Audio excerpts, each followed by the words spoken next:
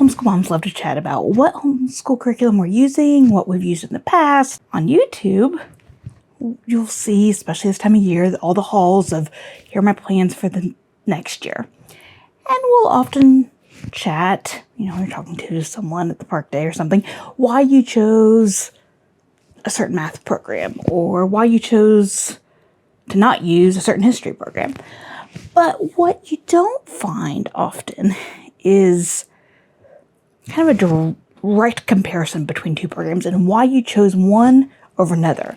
In my Mr. D's algebra video, I talked about how much we really enjoyed it. If I enjoyed it, why didn't I choose it for Matthew? Well, let's chat about those kind of things today. I am going to share about two different comparisons with elementary and two with high school. So, Singapore and Math Mammoth. Singapore was what we chose with Elizabeth. I knew I wanted something that was a strong math program, and I wanted something that we could do together, that was written to be done together. And I knew I didn't want something like Matthew C., which was one of the really popular ones back when we started. There were those two teaching textbooks, Saxon. Those were kind of the big ones that seemed like everyone used. So we chose Singapore, and it was a great fit. I really enjoyed the way it presented things. It made sense in my brain. It was a good fit for Elizabeth. However, if you use it the way it was written, you were supposed to do all these, not just manipulatives, but just different ways to lead with the teaching. And we didn't. I only really used the textbook, or the textbook and the student book. That's what we did. Well, around 4th grade, as we were approaching 4th grade, I kept hearing people talk about, if you want to get the most out of Singapore, you have to do it all of this way. And I was feeling pressure to do it, even though it was working what we were doing. And I was feeling like all this guilt of, I'm not doing it the best way. As if that really matters, if it was working. But to my young homeschool mind, that was a problem. So when I heard about Math Mammoth, which was a similar approach, but one written to the student and two didn't have all of that in the design of the program, I thought, seemed interesting. Now that year we were also welcoming my husband home from a deployment and had a big move. So one more thing that was written to her that she could be a little more independent on seemed like a really good option. We did, like I said, we really enjoyed both of them. They were both really good programs and worked with both of our brains well. But once I had switched to Math Mammoth and I had purchased a bundle, all grades bundle, because it was going to work out to use for all my kiddos, then I already had it. And so since it worked, we just decided to stick with it. She finished off elementary with it, and then we moved her into pre-algebra and then algebra. And we used Lyle's for both of those. Now, what led us from MEP Math to Christian Light? So let's back up a little bit. This was with Ben, and it became clear really, really quickly that Singapore was not going to be a great fit for him, and neither was Math Mammoth. It was just really apparent. So I went searching for something else, and we landed on MEP Math, which is a free math program out of England. I think it's just mathematical education program. I think if you Google for MEP, MEP Math, you'll find it. I really liked it. It was a good fit for him at the time. The spiral approach, gentle, but it was easy to place him at jump ahead in lessons, which is what we did when we started it. For his grade level, he was further along, so we jumped ahead. It was super easy, free, download it and go. But this part of the story, we're a couple years later than we were when I made the change to Math Mammoth, and we had another move. the move was going to be at the beginning of our school year, and so we started our school year in the summer. But that summer, my husband was gone a lot, and so we were on the road traveling with family quite a bit.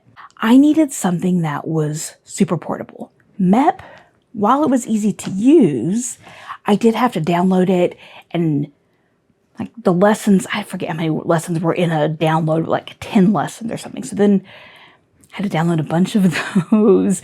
And while that was fine when I wasn't harried and whatever, it was good then. Once I needed it just to be open and go, that made it a little harder to do. MEP also required more direct attention from mom, which was perfect at the time because in our home, math is a together mom-led subject in the elementary years. So while that was good, I needed something that was portable, already ready to go, and that grandparents could help with because grandparents were helping at the time with a little bit of homeschooling.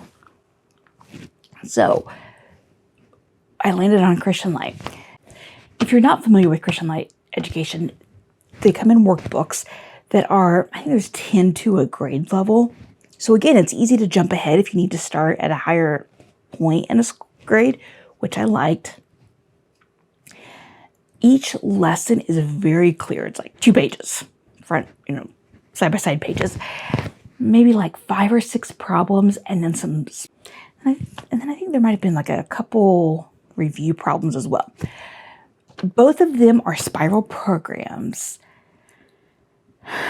I would say MEP was more of a, Christian Light was more of a concrete, whereas I think MEP required a lot more abstract thought, which I really liked. But again, at the time, I needed something that was easy for others to use and easy for myself to make happen. So if you're looking for an inexpensive elementary spiral approach math program, I would say both of these are quite good. MEP was free, Christian Light was not, but it's affordable. It's lower price than a lot of programs. I forget what the price exactly was, as 10 years ago when we used it. So I don't even know that I would know anymore. But they're both really good. It's just that we needed easy to implement. And Christian Light was that. Now let's talk about high school programs. Ben finished Beast Academy in the middle of his 7th grade year. While I say that Beast Academy was a great fit for him, he just worked a little bit slower than one level per grade. That was fine. It was working for him, and so we kept at it.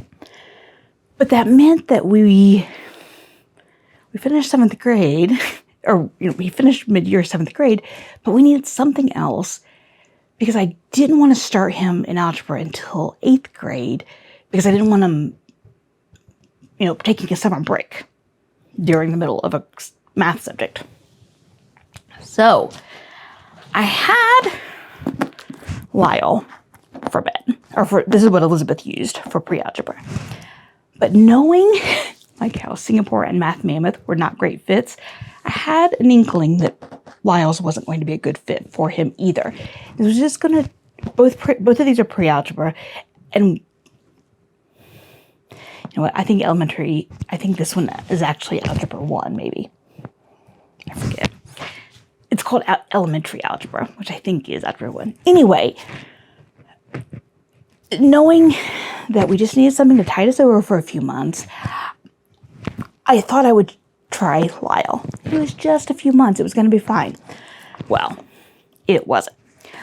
I love Lyle, and it works fine in my brain, but there is a lot on each page, and in each section, there's a lot of practice. And it's what Ben didn't like about Singapore and Math Mammoth. And even if I said, let's just skip only do half the problems, it just wasn't a good fit for him. So I was at our used homeschool store and came across this. Jacob's is out of print, or it went out of print from the original publisher, and it's now published by Master Books. So that's where you'll find it now, and the book looks different. Or the outside does.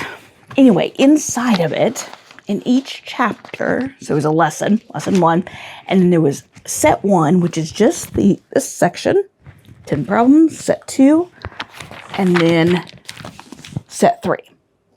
And each of them get a little more difficult. Oh, and then a set 4, which was always like some kind of a number puzzle type of thing. But the lesson itself is about this long. Sometimes it goes on to another page, but really not very long. And that's what was good about Beast Academy. There wasn't a lot of practice problems, and the lesson itself was pretty short. So when I saw it at the store, I thought, okay, that's what we're going to get. And this was a great fit for him. If Mr. D's wasn't an option, we would have stuck with Jacobs for Ben. Again, I think Lyle's is fantastic. Elizabeth used it throughout high school. Matthew used it. It's great. You can buy it on Amazon used. I never paid more than, I think, $10 for it used, which is fantastic for a high school textbook. But there's a lot on each page. There's a lot of practice problems, and there is and each section is long, like the lesson, and it just wasn't going to work for Ben. Mr. D's, again, is none of those things. Why didn't I stick with this if it was working for Ben? Well, let's chat. So next comparison is going to be Mr. D's and Math Without Borders. More about Matthew, but what led us to Mr. D's is that it was a lot of the same things about this. Short lessons, not a lot of practice, but it was online. So it was graded online, video lessons, so someone else was doing the teaching, and he could be completely independent. He's completed algebra and geometry and almost never needed my help with either one of them. Definitely not in geometry. He flew through it. Algebra, he needed a little more help, but geometry was perfect. It's been a great fit for him. However, for Matthew, who is he'll be 8th grade this year. While it's a good fit for Ben, Ben is probably not college bound and doesn't have any desire to do a job that is heavy in numbers. Matthew is college bound and has his eyes set on something in the astronomy field. So he needs something that is a little more rigorous than what Mr. D's is. Mr. D's is perfect for a student who doesn't need a lot of high math for college or for post-high school, for a student who wants to work independently. You want to take them to take care of the program, to take care of the grading, all of that. Perfect. But that's not what Matthew needs. Math Without Borders is a video-based program. Well, let me rephrase that. Has video lessons to accompany a textbook, which I knew that I needed with Matthew. He needs to be able to hold a textbook in his hands, which Mr. D's you can't do because it's not a textbook. There's printouts, but which, by the way, we put on the iPad for Ben. That's been great for him. Matthew he's going to need a textbook. So I knew we wanted something with video lessons, but textbook, self-paced, and something that was a really strong math program. I had planned to do Derek Owens this year, but, well, some stuff has happened with his program and decided that it was no longer a company that I want to support. So I went looking for something else and came to Math Without Borders, which uses Forrester textbook, which I don't have yet, or I would show it to you. I need to go still over shopping to get it. But that's why I chose Math Without Borders self-paced over Mr. D's self-paced. Mostly just because he needed the rigor, but also because he was going to need the textbook. Now, if you want to know more about any of the math programs I talked about or some other ones, go check out the playlist over on my screen, or on your screen. Go check out my math playlist, and I will see you over there.